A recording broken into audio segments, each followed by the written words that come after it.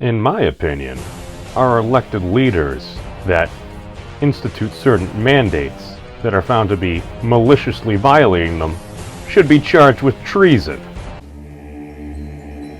Though I know I should be wary, still I venture someplace scary. Ghostly haunting, I turn loose. Beetlejuice! Beetlejuice! Beetlejuice!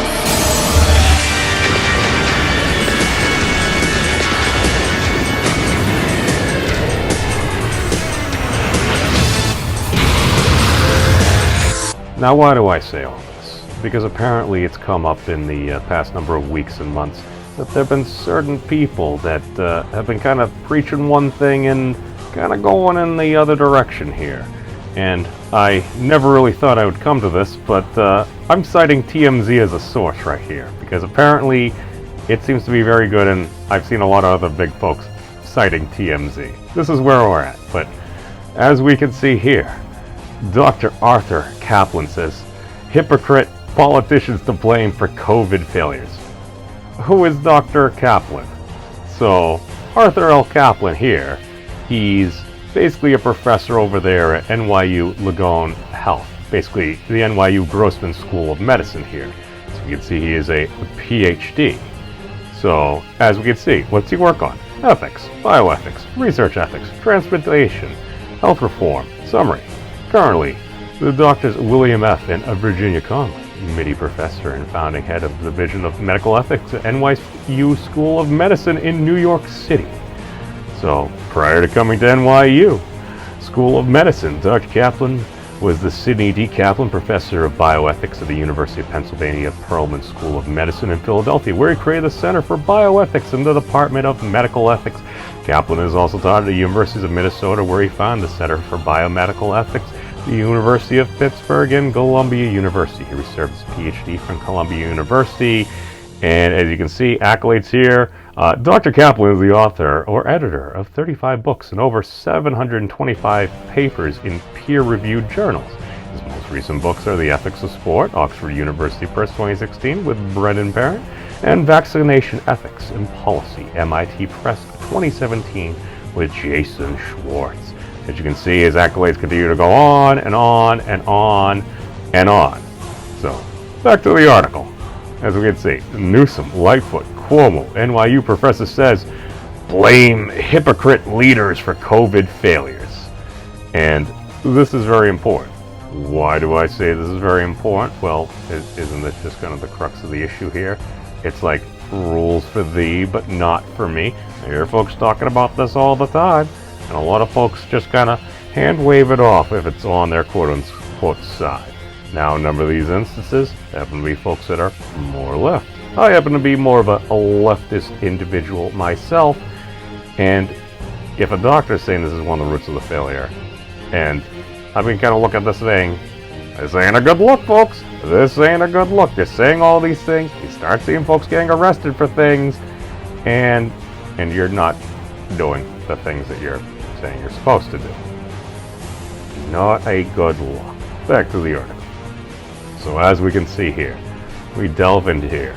Way too many politicians are setting a terrible example of how to act during the coronavirus pandemic, which is why the U.S. is failing so badly at containing it, according to NYU's Director of the Division of Medical Ethics. That's Dr. Kaplan here. Dr. Kaplan is laying much of the blame for surging COVID-19 cases and deaths at the feet of elected officials who've been caught flouting their own health orders, restrictions, and guidelines. As we can see here, President Trump has basically been doing exactly what one would expect President Trump to do. They have the little video over there. Yes, even Governor Cuomo was saying he was going to have his mother come visit, and then he ended up canceling the plans after he got criticized and called out here. We remember Miss Lori Lightfoot, I believe it was April 4th. She went to go get her hair cut and everything right around the time where we were really doing the big lockdown. I believe this is Governor Gavin Newsom, basically after he had said, he was going to be shutting down a lot of dining and going to do a really, really hard lockdown.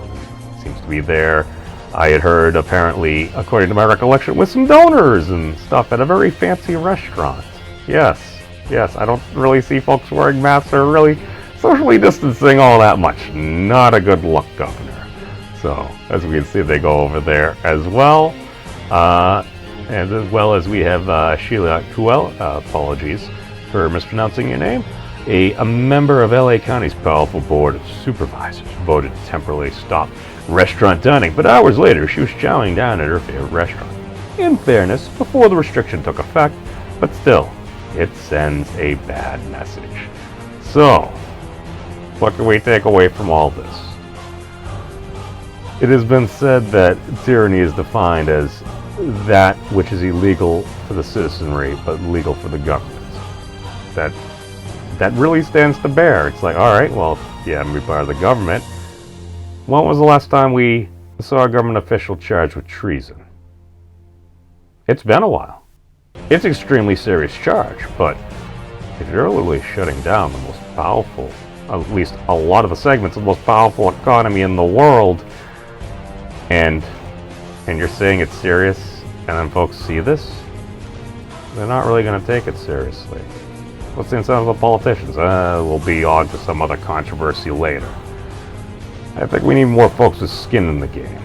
This is also why, and I will finish it, I'm suggesting a modest proposal. Let's bring back dueling. Folks are grossly offended. Let them demand satisfaction. Our politicians are saying this is such a serious case and we need to condemn and hold those to account that are in violation of this when they're violating their own orders. And it's not just a screw up, but if you're blatantly maliciously doing it, in my opinion, you should be charged with treason. And then you can have your day in court, and if you're convicted, treason does come up with it, I believe up to and including the death penalty. Like, a lot more folks would take things seriously if that was the case. Again, just my opinion. Shout out to my patrons, Joe, Franco, and Dave M. This broadcast is helped made possible by viewers like you. So, thank you all for watching. Peace out, everybody. Be safe, and long live the elbow bump. Are we memeing ourselves into oblivion? Yes.